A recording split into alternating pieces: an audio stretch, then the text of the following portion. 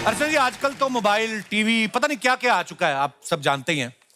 एक टाइम होता था, सिर्फ रेडियो होता था और रेडियो पे क्रिकेट मैच सुनने का मजा ही अलग होता था। आजकल तो प्लेयर को टीवी पे दिखा देते हैं ना, तो पता होता है कि प्लेयर दिखने में कैसा है। लेकिन रेडियो के कमेंटेटर उसकी एक एक डिटेल बताते थे। वेस्ट इंडीज के गेंदबाज कॉटनी वॉल्श 6 फीट 6 इंच के लंबे चौड़े कद के खिलाड़ी, चौड़ी छाती, लंबे पैर, उनका सामना करेंगे भारत के 5 फीट 5 इंच के सुनील गावस्कर। ये बंदा ना पूरी डील डॉल बताता था, लगता ही नहीं था क्रिकेट का मैच है, ऐसा लगता था कुश्ती का मैच होने वाला है ना। सुनने वाले भी सोच रहे होते थे कि रन भले 2 कम बन जाए, गावस्कर को कुछ नहीं होना चाहिए। माहौल ऐसा बनाते थे। उस समय जो रेडियो के अनाउंसर होते थे ना, वो बिना किसी भूमिका के जो बोलना होता था डायरेक्ट मुद्दे की बात पे आते थे। 102 मेगाहर्ट्ज पर आकाशवाणी के जालंधर केंद्र से आपका स्वागत करते हैं। अब आप किशोरी लाल जी से समाचार सुनेंगे। किशोरी लाल भी सीधी मुद्दे की बात पे आते, हेलो हाय भी नहीं करते थे। भारत के प्रधानमंत्री ने किसी भी देश का नाम नहीं लेते हुए चेतावनी दी है, अगर पड़ोसी मुल्क अपने नापाक इरादों से बाज नहीं आया तो हम अंतरराष्ट्रीय स्तर पर उसके खिलाफ आवाज उठाएंगे। वो आवाज कितनी भी उठा ले, इनका सेम ही रहता था मीटर। ये समाचार के अलावा जो गाने के प्रोग्राम होते थे, उस समय के अनाउंसर भी इतना सिंपल बोलते थे ना, इस गाने की फरमाइश हमें भेजिए जिला झुंझुनू के गांव ऊंचागढ़ से चुन्नू मुन्नू सोनू मोनू टिंकू पिंकू, उनके दादा घनश्याम दास और दादी सरिता देवी ने। चुन्नू मुन्नू को टेंशन हो जाती थी कि इतनी डिटेलिंग बता रहा है, कहीं हमारा रिजल्ट ना बता दे ये। पहले के टाइम पे ना प्रेमिका के घर चिट्ठी भेजने में डर लगता था कि अगर चिट्ठी लड़की के भाई या बाप के हाथ लग गई तो लड़के का डाकघर टूट सकता है। डर होता था ना, इसलिए वो रेडियो के जरिए अपने दिल का हाल बताया करते थे। अनाउंसर उनकी चिट्ठी पढ़ते थे। आप सुन रहे हैं कार्यक्रम चिट्ठी पत्री। पहली चिट्ठी आई है कानपुर से कल्लू नीरज की। ये अपनी प्रेमिका रेखा जी को एक गाना सुनाना चाहते हैं। गाने के बोल हैं, चांद सी महबूबा हो मेरी कब ऐसा मैंने सोचा था। 2 साल बाद वही अनाउंसर उसी आदमी की चिट्ठी दोबारा पढ़ रहा होता था। अगली चिट्ठी आई है कानपुर से कल्लू नीरज की। ये अपनी प्रेमिका रेखा जी को एक गाना सुनाना चाहते हैं। खुश रहे तू सदा ये दुआ है मेरी, बेवफा ही सही दिलरुबा है मेरी। क्योंकि रेखा किसी और के हाथ में छप चुकी होती थी तब तक। कुछ एंकर तो ना गाना ज्यादा डिटेल में बता देते थे। गाने के बोल हैं, एक दिन बिक जाएगा माटी के मोल, जग में रह जाएंगे प्यारे तेरे बोल, दूजे के होठों पे देकर अपने गीत, कोई निशानी छोड़ फिर दुनिया से बोल। सुनने वाला बोलता था, भाई लाला लाला बचा है वो भी बोलना, बात खत्म कर। आजकल रेडियो पे ऐड आते ना, घर खरीदने के लिए 50 लाख में आपको कहां बढ़िया प्रॉपर्टी मिल सकती है, ये बताएंगे हमारे आज। लेकिन पुराने टाइम पे रेडियो पे ऐड भी ऐसे आते थे, अरे अरे कमला बहन कहां से आ रही हो? अरे बिमला बहन मैं तो सरकार के परिवार नियोजन कैंप में गई थी, सरकार ने कहा है बच्चे 2 ही अच्छे। अरे बहन सरकार तो कह रही है लेकिन ये कहां मानते हैं। अच्छा, रेडियो का नाम लेते ही सबसे पहले जिस अनाउंसर का नाम ध्यान में आता है ना, वो हमारे अमीन सयानी साहब। उनके लिए जोरदार तालियां होनी चाहिए। अच्छा, साल 2000 में जब रेडियो के प्राइवेट स्टेशन आए ना, तो रेडियो अनाउंसर जो थे वो रेडियो जॉकीज हो गए और तब से आज तक इन आरजेस का यूथ में बहुत ज्यादा क्रेज है। अच्छा, इन आरजेस की आवाज को सुनना हो ना तो आपको अलग अलग चैनल ट्यून करने पड़ते हैं, लेकिन आज हमने कुछ ऐसा किया है कि ये सारे आरजेस को एक ही चैनल पे ट्यून किया है, वो है सोनी चैनल। अच्छा। तो आप सबकी जोरदार तालियों के बीच उनको बुलाते हैं। Please welcome RJ Anurag Pandey, RJ Anmol, RJ Naved, RJ Mirchi Jeetu राज और आरजे मलिश्का। ये कौन है? बच्चे उठाने वाला कौन है? अरे आरजे जीतू राज, इनकी शक्ल आज तक किसी ने नहीं देखी। भाई साहब बहुत बहुत स्वागत है आपका जीतू राज जी, वेलकम। जोरदार तालियां हो जाए हमारे सुपरस्टार आरजेस के लिए। अर्ज किया है, इरशाद बोले। इरशाद। हाँ जी, इरशाद। कपिल पाजी का खुद का बोलबाला है निराला। कपिल पाजी का खुद का बोलबाला है निराला, पर आज हिम्मत देखो, इन्होंने पूरी रेडियो इंडस्ट्री को बुला डाला। सारी इंडिया की हसीनाएं हंस हंस के लेना चाहती हैं इनकी पप्पी। एक्चुअली हम सारे ही रेडियो वाले दे दे क्या जादू की झप्पी। चलो चलो हाय मेरे साथियों। तालियां हो जाए। आप सबसे ना एक रिक्वेस्ट कर रहा हूँ, बस एक। अब तक आप सब सुनते थे हमें, अपने माँ बाप की कसम खाओ, देखने के बाद सुनना मत छोड़ना प्लीज। अच्छा, आप सभी का बहुत बहुत स्वागत है। पहले एक बात बताइए, आज आप रेडियो से निकल के टीवी पे आए हैं, कितना खुला खुला महसूस कर रहे हैं आप?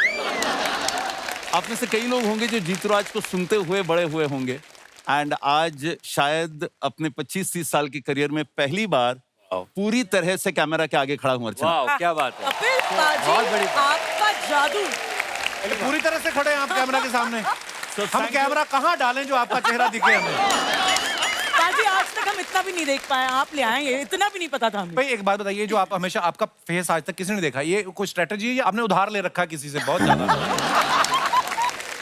ये एक बहुत बड़ा प्लान है जिसको रिवील करने का समय अभी आया नहीं है। तो फिलहाल चूंकि रेडियो यानी आवाज है, इसलिए अभी भी जो आप देख रहे हैं वो सिर्फ आवाज ही है। ये जीतूराज है या नहीं, यू डोंट नो। शायद किसी और को उठाकर भेज दिया फिर है। ऐसा क्या किया आपने, क्या मुंह दिखाने लायक नहीं?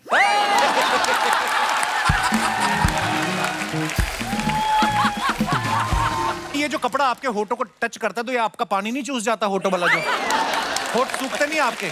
कुछ आदतें हो गई है तो वो लग जाता है। आप खाली फेस पे ही लगाते हैं मास्क? पर जी, तो ऐसे कितने लोग हैं कि जो जानते हैं कि आप जीतूराज, आपका चेहरा उन्होंने देखा है, आपकी फैमिली के अलावा? कुछ ही लोग अच्छा, होंगे हाँ। बिसाइड्स। हाँ, ये रेडियो हमारी वालों ने तो देखा ही है। अच्छा, कि उसको कोई फायदा नहीं, कोई फायदा नहीं है।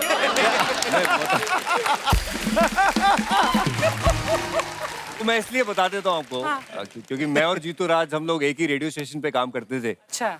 तो ऑब्वियसली मैंने इनको देखा हुआ है। हाँ। लेकिन अगर सड़क पर अगर मुझे मिल जाए और मैं इनको हाय जीतूराज बोल दूं तो ये मुझे पहचानने से इनकार कर देंगे। हाँ, ये भी है, बिकॉज वो दूसरा जीतूराज हो सकता है, ये वाला नहीं। कौन सा वाला है हमें पता नहीं है। And मैं हमेशा इस बात से डरा हुआ रहता हूँ कि जो आवाज लगा रहा है वो दोस्त ही है या कोई और है, क्योंकि ऑफिसेज में अनमोल जैसे लोग जो हमको जानते हैं पर्सनली, वो किसी और नाम से बुलाते हैं। सो नोबडी कॉल्स मी जीतूराज करके कोई बुलाता नहीं है मेरे को। क्या बुलाते हैं? कुछ और नाम है, अलग अलग नाम है। हाँ। वो अंदर की बात है। और बहुत मिस्ट्री है भैया, बहुत। और एक वजह और है शक्ल ना दिखाने की, खास तौर से रेडियो के लोगों को। क्या? मुझे याद है एक बहुत बड़ा फैन था मेरा, जो कि रेडियो में दिखता है नहीं, कुछ नहीं दिखता। वो 5 साल से सुन रहा था मुझे। जब उसने मुझे देखा, 5 मिनट देखता रहा और फिर ये बोला, भाई बस ये बता, ये आवाज तुझ में से ही निकल रही थी। इसलिए बच के रहते हैं हम थोड़ा। जीतू जी, मुंह तो आप किसी को दिखाते नहीं, तो आधार कार्ड पे आपकी फोटो के अंगूठा लगाया है। ठीक है, आपको रेडियो में होना चाहिए कपिल पाजी। वैसे ही सवाल पूछते हैं आड़े टेढ़े, जैसे रेडियो वाले पूछते हैं, हमारे मन में से भोले सवाल आते रहते हैं। आधार कार्ड वालों को भी पता होगा, ये मैंने अभी हिसाब लगाया। आधार कार्ड वालों को मेरा सही नाम भी पता है।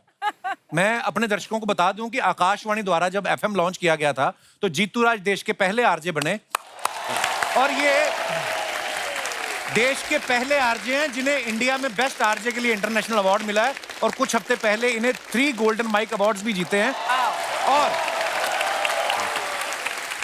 और मजे की बात यह है कि ये सारी इंफॉर्मेशन इन्होंने ही हमें दी है।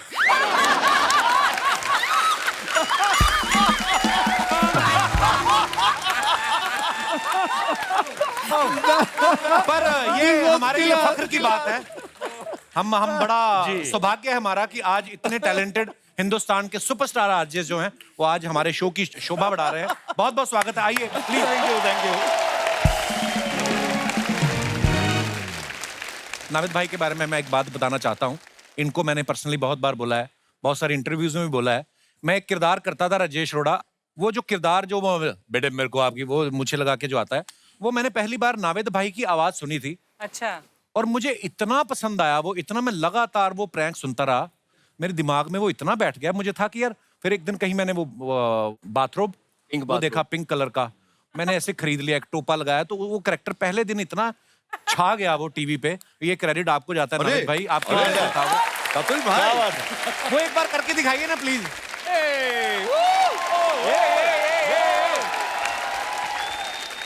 अक्सर होता है जब किसी के रिश्ते की बात हो, तो मैंने एक लड़के को फोन किया था कि हमने आपका प्रोफाइल देखा है मैट्रिमोनियल साइट पे, मेरी लड़की है, आपका फोटो देखा। तो जनरली क्या होता है, फोन जब करते हैं जब लड़का पसंद आ जाए।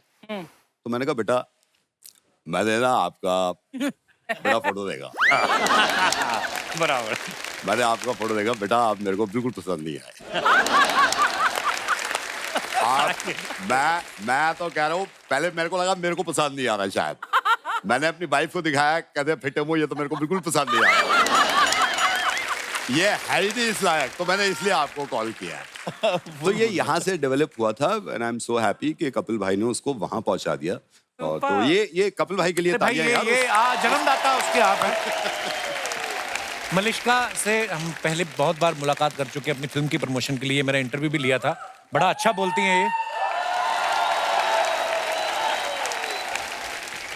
मलिष्का घर से ऑडियंस लाई है? सीरियसली? मेरी टीम है रेडियो वालों की। हैं? तो फिर तभी हेलो मैं बोलो। कहूँ इतनी सारी लेडीज एक ही अरे साथ। ये सारी मेरी टीम है कि नहीं? हेलो बोलो फिर देखो। शर्मा जी रेडियो वालों का बहुत दूर दूर तक। मैंने कुछ कहा है देवी जी? Correct. मैं तो यही बोल रहा हूँ, मैं आपकी तारीफ ही कर रहा था कि Correct. मलिष्का आप बोलो इतना ना। अच्छा बोलती हैं। जब मैं इनसे मिला तब मुझे पता चला कि बहुत ज्यादा भी बोलती हैं। आप सब जानते हैं मलिष्का को मॉर्निंग नंबर 1 विद मलिष्का में सुनते हैं। ये मॉर्निंग का सबसे लंबा चलने वाला शो है। गुड मॉर्निंग मुंबई करके जब ये उठाती है सारी मुंबई उठ जाती है। 20 साल से ज्यादा हो गए इनको इस फील्ड में। आपको क्या लगता है और कितने साल काम करना पड़ेगा कि आपकी पेंशन लग जाए? भाई रेडियो वाले ये पेंशन सबके देते लिए, हैं, आप में से किसी को ये मिल रहा है? सवाल सबके लिए वैसे। हाँ, मैं आपको बता दूं कपिल, लेकिन रेडियो एक ऐसी जगह है ना जहाँ पर बहुत सारे लोग जो छूट भी चुके हैं वो बोलते हैं कि वापस आना है। बड़ा कूल माहौल होता है रेडियो का। बड़ा मैं बहुत बार आपके- अमेजिंग अमेजिंग, ऐसे नहीं बिल्कुल आपके शो की तरह कि क्या होगा पता नहीं है फिर भी पता है कि क्या होगा।